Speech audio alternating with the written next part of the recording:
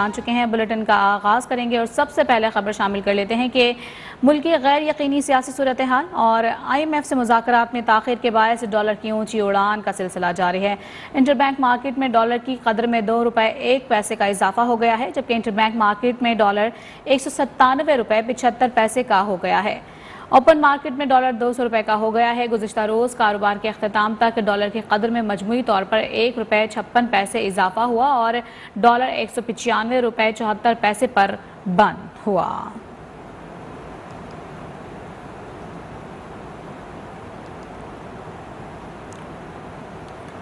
और यहाँ को बताएं कि पाकिस्तान और IMF के दरमियान मुज़ाकरात आज दोहा में होंगे। सब्सिडी का खात्मा, टैक्सों में इजाफे और दीगर उमूर पर मुज़ाकरात होंगे। वज़ारत ख़जाना के मुताबिक दोहा में होने वाले जो मुज़ाकरात जारी हैं वो 25 मई तक ये सिलसिला जारी रहेगा। पाकिस्तान और IMF के दरमियान मुज़ाकरात आज दोहा में शुरू हो चुके हैं। सब्सिडी का खात्मा, टैक्सों में इजाफे और दीगर उमूर पर ये मुज़ाकरात जारी हैं। वज़ारत ख़जाना के मुताबिक दोहा में होने वाले मुज़ाकरात 25 मई तक जारी रहेंगे, जिसके दौरान 7वीं इक़्तिसादी जायज़ा मुज़ाकरात में माशी उमूर ज़ेर गौर आएंगे। चीन में लॉकडाउन के खात्मे और तेल की मांग में इजाफे के बाद आलमी मंडी में तेल की कीमतों में गिरावट का रुझान थम गया है। ब्रेंट ऑयल की कीमत में 48 सेंट का मामूली इजाफा देखने में आया है, जिससे फी बैरल कीमत $112.41 हो गई है। अमरीकी क्रूड ऑयल की कीमतों में 93 सेंट का इजाफा देखा गया है, जिससे कीमत $113.33 फी बैरल पर पहुँच गई है। आलमी माहिरीन के मुताबिक तेल की कीमतों में आइंदा दिनों में मजीद इजाफे का भी इम्कान है।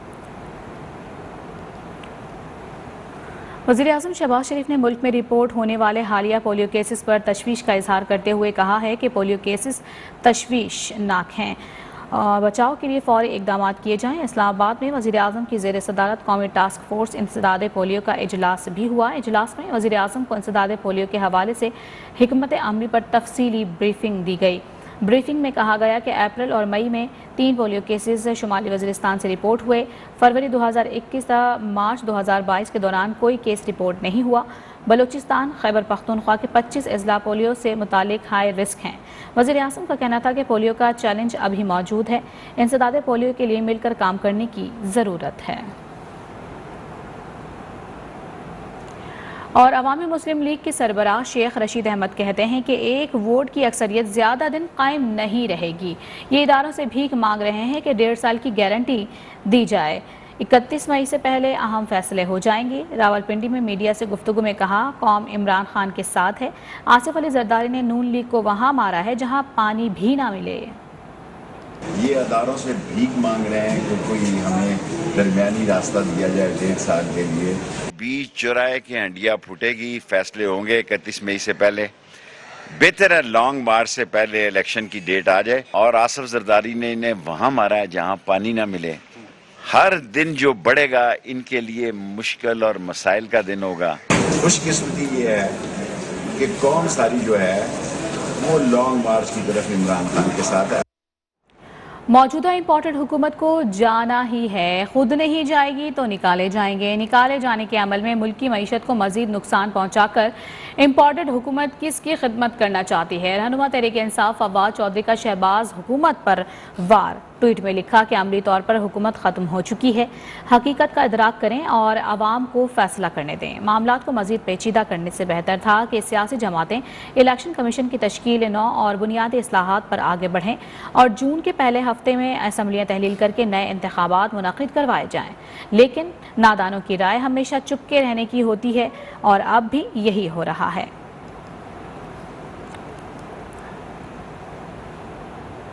विफाकी वज़ीर तरक्की और मनसूबाबंदी एहसन इकबाल का कहना है कि हाइब्रिड वार से मुल्क को कमज़ोर करने की कोशिशें की जा रही हैं। इमरान खान की नाकामियों का बोझ अबूरी हुकूमत क्यों उठाए। इस्लामाबाद में मीडिया से गुफ्तगू में उनका कहना था कि इत्तेहादी हुकूमत जिम्मेदारों से आगाह है। पाकिस्तान को माशी हब से निकालने के लिए हर मुमकिन इकदाम करेंगे। वज़ीर-ए-आज़म ने मुशावरत मुकम्मल कर ली है, जल्द कौम को आगाह करेंगे। आज के दौर में हाइब्रिड वॉर में जो दुश्मन हथियार इस्तेमाल करता है वो किसी कौम या मुल्क में इंतशार पैदा करना, उस कौम में अवाम और इदारों के दरमियान अदम एतमाद पैदा करना, ये वो हथियार हैं जो हाइब्रिड वॉर में इस्तेमाल किए जाते हैं। इमरान नियाजी की हुकूमत का जिस शोबे पे साया पड़ा वो तबाह बर्बाद हो गया, और अब इमरान नियाजी साहब ऐसे तकरीरें फरमा रहे हैं कि जैसे सियासत में कोई नया नवेला दुल्हा वारद हुआ है। अगले इलेक्शन में जवाब देना पड़ेगा कि पाकिस्तान को दिवालिया क्यों छोड़कर गए। इमरान नियाजी ने पाकिस्तान से वो सलूक किया है जो एक जिद्दी बच्चा अपने खिलौने।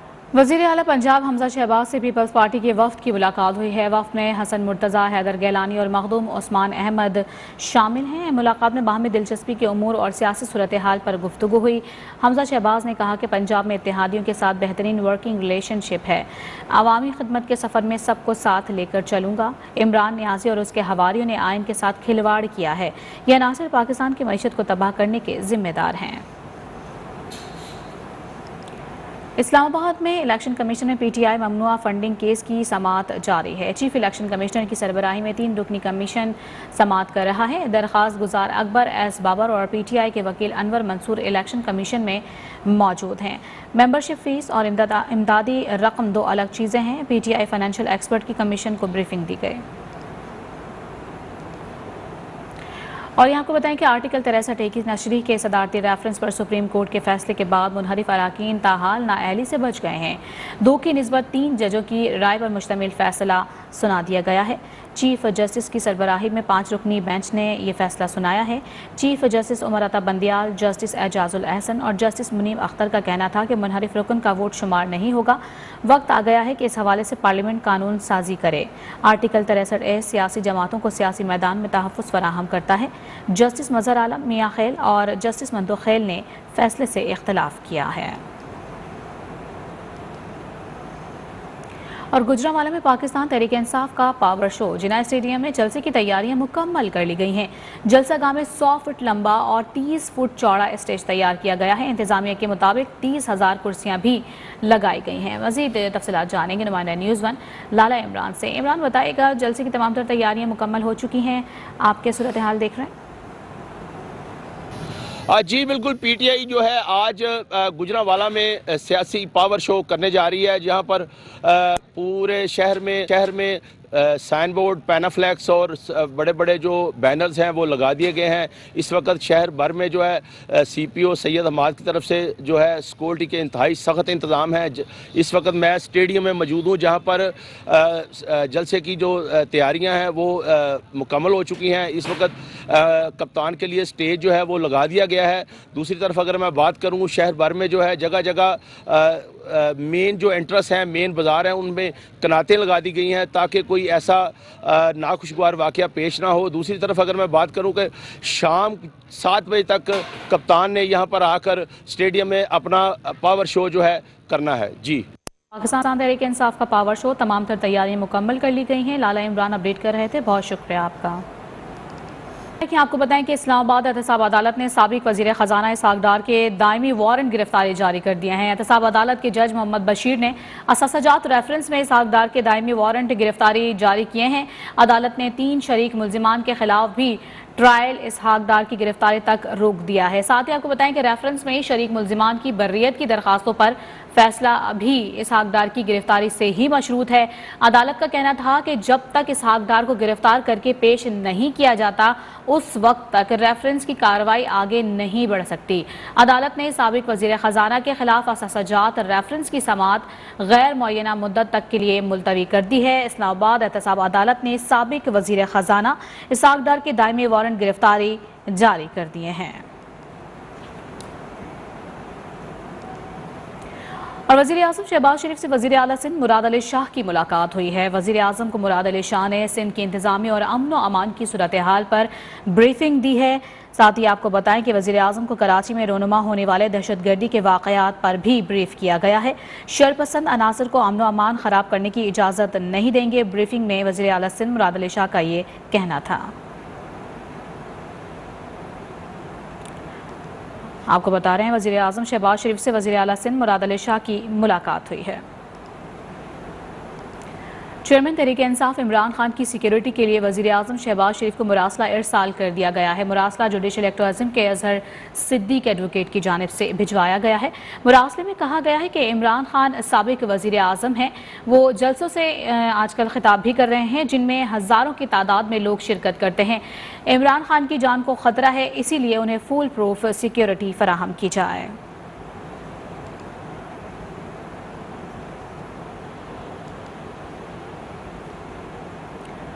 और महंगाई की सूरत हाल की बात करेंगे। लाहौर में महंगाई का जिन बेकाबू हो चुका है। आटा, घी, तेल समेत सब्जी और फलों की कीमतों की ऊंची उड़ान जारी है। चिकन 436 रुपए किलो में फरोख्त किया जा रहा है। नुमाइंदा न्यूज़ वन अदनान खालिद इस वक्त गार्डन टाउन मार्केट में मौजूद हैं। मज़ीद उनसे जान लेते हैं। अदनान, बताएगा जिस मार्केट में आप मौजूद हैं वहाँ पर क्या रेट्स देख रहे हैं?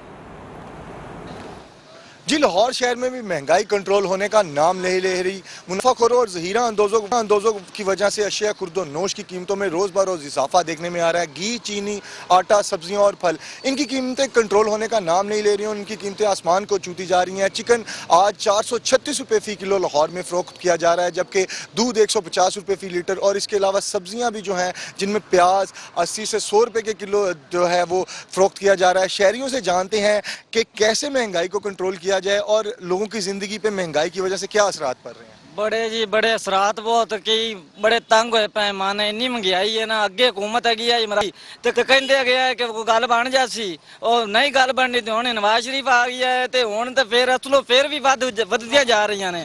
तो कोई हिसाब का यही कहना है कि महंगाई कंट्रोल ना होने की वजह से उनकी जिंदगी में काफ़ी मुश्किलात हैं। हुकूमत को चाहिए कि महंगाई को कंट्रोल किया जाए, इंतज़ामिया एक्टिव हो और इन मुनाफाखोरों और जहीरा अंदोजों को लगाम डाले। और प्राइस कंट्रोल कमेटीज जो बनाई गई हैं वो मार्केट्स का मुसलसल विजिट बढ़ रही है। दुकानदार हो या खरीदार दोनों ही परेशान हैं। अपडेट करे थे अदनान खालिद, बहुत शुक्रिया आपका। कराची की बात कर लेते हैं जहां महंगाई रोज बरोज बढ़ने लगी है। टमाटर की कीमतें आज फिर सेंचुरी क्रॉस कर गई हैं। मटर 300 रुपए फी किलो में फरोख्त किया जा रहा है। दीगर सब्जियां भी आवाम की क़ुव्वत खरीद से अब बाहर हो गई हैं। दुकानदारों की मनमानियां भी जारी हैं। शहरियों का कोई पुरसाने हाल नहीं है। मजीद जानते हैं सदर मार्केट में मौजूद हैं नुमाइंदा न्यूज़ वन बदियुज़्ज़मा से। बदियुज़्ज़मा, आप बताइएगा, सदर मार्केट में आप मौजूद हैं, क्या कीमतें देख रहे हैं? दुकानदार और ग्राहक क्या कहते हैं? बिल्कुल जी, महंगाई और महंगाई। पाकिस्तान में सस्ता कुछ नहीं है बल्कि दिन ब दिन जो है हर चीज़ महंगी होती जा रही है। सब्जियां ले लें, गोश्त ले लें, मुर्गी का गोश्त ले लें, तो आवाम जो है वो काफ़ी परेशान नज़र आती है। कल तक जो ये लाल टमाटर है वो 50 से 60 रुपए किलो मिल रहा था, लेकिन आज लाल टमाटर जो है वो 100 और 120 रुपए किलो मिल रहा है। ये भी आप यानी कि रोज़ाना की बुनियाद पर पैसे बढ़ रहे हैं। दूसरी जानिब ये आपको मटर नज़र आ रहे होंगे, देखने में तो आपको ये मटर बिल्कुल छोटे छोटे मटर नज़र आ रहे हैं, लेकिन इसकी कीमत जो है वो 300 रुपये किलो है। यानी कि 300 रुपये किलो है। 150 रुपये किलो जो है वो भिंडी है। और इसके अलावा ये साग जो आपको नज़र आ रहा है ये तकरीबन 80 रुपये पाव है। अदरक लहसुन जो है वो तकरीबन 120-130 रुपये पाव मिल रहे हैं। तो किलो की बात तो दूर की बात है, लेकिन यहाँ पर महंगाई इतनी है कि जो भी लोग आता है जिसको 1 किलो लेना होता है वो आधा किलो लेता है, और जो आधा किलो लेता था वो अब जो है वो 1 पाव लेने पर मजबूर हो गया है, क्योंकि इतनी ज़्यादा महंगाई हो गई है। लेकिन कंट्रोल कोई नहीं है, लिस्टें कहीं भी नहीं है। कमिश्नर की जानिब से ये दावा किया जाता है कि हर दुकान पर लिस्ट है, उस लिस्टों के मुताबिक जो है दुकानदार सब कुछ बेच रहे हैं, लेकिन लिस्टें कहीं भी नज़र नहीं होती। जब हम दुकानदारों से बातें करते हैं तो वो यही कहते हैं कि हमें मंडी से चीज़ महंगी मिली है तो यहाँ पर सस्ती कैसे बेच सकते हैं। ये आपको नींबू नज़र आ रहा होगा, नींबू भी आपको इस वक्त यहाँ पर सस्ता नहीं बल्कि 120-130 रुपये जो है वो पाव मिल रहा होगा। तो कैसे लोग गुजारा करते हैं, लेकिन ऐसा ही है क्योंकि जैसे गोश्त हो या सब्जी, आवाम की पहुंच से सभी कुछ अब बाहर हो चुका है। तफसीलात से आगाह करे थे बदियुज़्ज़मा, बहुत शुक्रिया आपका। और अब शामिल करेंगे न्यूज़ अपडेट। और नाज़रीन, 6 हफ्तों में मुल्की मईशत शदीद मुश्किलात का शिकार हो गई है। नई हुकूमत की नाक़िस सियासी और माशी पॉलिसियों पर ताजिर, सनतकार और माशी माहिरीन सर जोड़ कर बैठ गए हैं। इस हवाले से नुमाइंदा news one Mohammad Hamza Gilani chairman आबाद मोहसिन शेखानी के साथ मौजूद हैं। मज़ीद उनसे जान लेते हैं। हमजा गिलानी, आप मोहसिन शेखानी के साथ मौजूद हैं। मुसलसल मईशत जो है वो गिरती चली जा रही है, क्या कहते हैं वो इस पर? जी बिल्कुल, मैं इस वक्त चेयरमैनाबाद मोहसिन शेखानी के साथ मौजूद हूँ। डॉलर की ऊंची उड़ान और मईशत ज़बूहाली की तरफ गामजन है। इस हवाले से मैं जानूंगा, इंटरबैंक मार्केट के अंदर डॉलर बुलंद तरीन सतह पे ट्रेड कर रहा है। ओपन मार्केट में डॉलर 200 रुपए की हद पे छू गया। क्या कहते हैं आप इस हवाले से? देखिए, एक अनसर्टेनिटी नजर आ रहा है, लोगों में एतमाद खत्म होता जा रहा है। लोग बाहर से पैसे नहीं भेज रहे। लोगों ने इंपोर्ट करने, जो एक्सपोर्ट की हमारी चीजें हैं वो मैच्योर नहीं हो रही। तो ये जब तक हम इसको फाइनलाइज नहीं करेंगे, कोई आपको एश्योरेंस देनी कर पड़ेगी, फाइनेंस मिनिस्टर को आपको फ्रंट पे आना पड़ेगा। इस तरह पॉलिटिकल चीजों में आप उलझे रहेंगे तो मैं समझता हूँ मुल्क को नुकसान हो जाएगा। तो खुदारा इस वक्त इमरजेंसी हमें नाफिज करनी चाहिए, फाइनेंशियल इमरजेंसी होनी चाहिए, ताकि हम इन मैटर्स को हल करें और डे टू डे क्या आर टू आर इसको हल करे। ये तो हर घंटे बैठ के आपको करना है जिस तरीके से चीजें हो रही है। गुज़िश्ता हुकूमत एकदम से गई, नई हुकूमत निगरां हुकूमत की बातें कर रही है। इस हवाले से ताजिर बरादरी क्या जहन रखती है? देखिए, नेगेटिव सेंटिमेंट है मार्केट का, नेगेटिव चीजें हैं। आपको किसी को कोई एतमाद नहीं होगा तो लोग कहां से बाहर से पैसा देंगे, कहां से इन्वेस्टमेंट्स आएंगी? लोकल इन्वेस्टमेंट भी अपना हाथ रोक लेगा। तो जब तक पॉजिटिव सेंटिमेंट नहीं होगा, मार्केट नहीं ड्राइव करेगी। पूरी दुनिया में सेंटिमेंट पे काम होता है। तो आपको इस वक्त बहुत इंपॉर्टेंट है, जरूरी है कि चीजों को डिसीजन करें, बैठें लोगों के साथ, स्टेक होल्डर के साथ बैठे, जहां जिसके जो राब्ते हैं उसके साथ बैठे, फॉरेक्स वालों के साथ बैठे, एक्सपोर्टर के साथ बैठे, इंपोर्टर के साथ बैठे, ताकि हम डिसाइड कर सके कि क्या चीजें हमें बैन करनी है, क्या लग्जरीज नहीं चाहिए। इस वक्त मुल्क को बचाना है। रियल सेक्टर की बेहतरी के लिए आप हुकूमत को अपकमिंग बजट में क्या तजावीज देते हैं?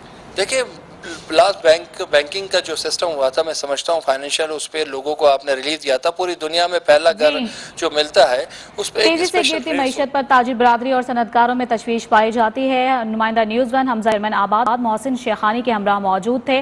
बहुत शुक्रिया आपका। मुल्तान में महंगाई का तूफान थम ना सका। सब्जियों, गोश्त समेत अशिया खुरनोश की कीमतें आसमान से बातें कर रही हैं। मुर्गी का गोश्त 350 से बढ़कर 470, बीफ 480 से बढ़कर 650, मटन 1600 रुपए किलो तक फरोख्त हो रहा है। सब्जियों की कीमतें भी 15 से 20 रुपए इजाफे के साथ फरोख्त की जा रही हैं। शहरी महंगाई की वजह से मुश्किलात का शिकार हैं। मजीद जानते हैं नुमाइंदा न्यूज़ 1 हैदर अब्बास से, जो इस वक्त MDA चौक की एक बाजार में ही मौजूद हैं। हैदर अब्बास, बताइएगा जिस बाजार में आप मौजूद हैं वहाँ पर क्या सूरत हाल आप देख रहे हैं, क्या कीमतें हैं? जी बिल्कुल, मुल्तान में महंगाई का तूफान जो है वो थम नहीं सका। रोज़ाना की बुनियाद पर जो है अशियाई खुर्दोनोश की कीमतों में, सब्जियों की कीमतों में और उसके साथ साथ जो है गोश्त की कीमतों में, मुर्गी का गोश्त तो मटन, बीफ, तमाम की कीमतों में जो है इजाफा होता जा रहा है, जिसकी वजह से शहरियों को शदीद मुश्किलात हैं। आज भी अगर बात करें मुर्गी के हवाले से, तो मुर्गी का जो गोश्त है उसका रेट तो कम होने का नाम ही नहीं ले रहा।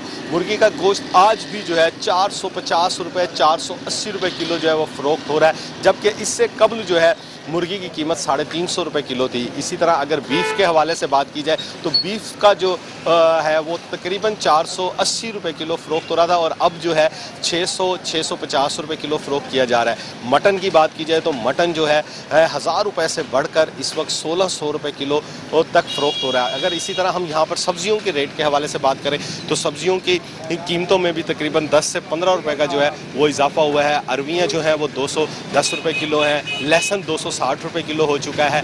इसी तरह टमाटर की कीमतें भी बढ़ गई हैं और प्याज जो है मुसलसल इजाफा हो रहा है। अवाम परेशान है। हैदर अब्बास अपडेट कर रहे थे, बहुत शुक्रिया। आपको बताएं कि कराची से ये खबर है, जहां मैट्रिक बोर्ड के इम्तिहानात जारी हैं। इंतजामिया दूसरे रोज़ भी वोटी माफिया से हार गई है। दूसरे रोज़ भी पर्चा आउट हो गया है। कंप्यूटर साइंस के पेपर का पर्चा शुरू होने का वक्त 9:30 बजे का था, ताहम 20 मिनट पहले ही पर्चा आउट हो गया। अहम तरीन अपडेट है, इंतजामिया दूसरे रोज़ भी बूटी माफिया से हार चुकी है। दूसरे रोज़ भी पर्चा आउट हो गया है। कंप्यूटर साइंस के पेपर का पर्चा शुरू होना था 9:30 बजे के करीब, जबकि पर्चा 20 मिनट कबल ही आउट हो गया। और कराची से बड़ी खबर यह है कि सिंध हुकूमत ने IG सिंध पुलिस मुश्ताक महर को ओहदे से हटा दिया है। ग्रेड 21 के कामरान फजल को IG सिंध का इजाफी चार्ज दे दिया गया है। मुश्ताक महर को एस्टैब्लिशमेंट डिवीजन रिपोर्ट करने की हिदायत भी कर दी गई है। बड़ी खबर है, सिंध हुकूमत ने IG सिंध पुलिस मुश्ताक महर को ओहदे से हटा दिया गया है। और कराची के इलाके माड़ीपुर में हसास इदारे और CTD की कामयाब कार्रवाई हालिया धमाकों में मुबैना तौर पर मुलव्वस 2 दहशतगर्द हलाक, जबकि एक उनका साथी फरार हो गया है। इंचार्ज CTD मजहर मशवानी का ये कहना है कि दहशतगर्दी की इत्तलात पर वहाँ पर छापामार कार्रवाई की गई और उसी दौरान 2 दहशतगर्द मारे गए हैं और एक दहशतगर्द जो है वो फरार होने में कामयाब हो गया है। मुल्जिमान ने पुलिस पर फायरिंग कर दी थी। जवाबी फायरिंग के नतीजे में जख्मी होकर गिरफ्तार 2 जो मुल्जिम थे वो दौरान अस्पताल मुंतकिली दम तोड़ गए। CTD का यह भी कहना था कि हलाक दहशतगर्द सदर धमाके में मुलव्वस हो सकते हैं। और यहाँ आपको बताएं कि साबिक वज़ीर आज़म इमरान खान ने दावा किया है कि अमरीकी हुकूमत की तब्दीली से कबल पाकिस्तान की शरह नमू 6% के करीब थी। अपने ट्वीट में कहा कि साजिशी टोले की वाहिद तरजीह NRO2 हासिल करना था। उन्होंने मेरी टीम के तमाम कामों को ख़त्म कर दिया है। साबिक वज़ीर आज़म इमरान खान ने दावा किया है कि अमरीकी हुकूमत की तब्दीली से कबल पाकिस्तान की शरह नमू 6% के करीब थी।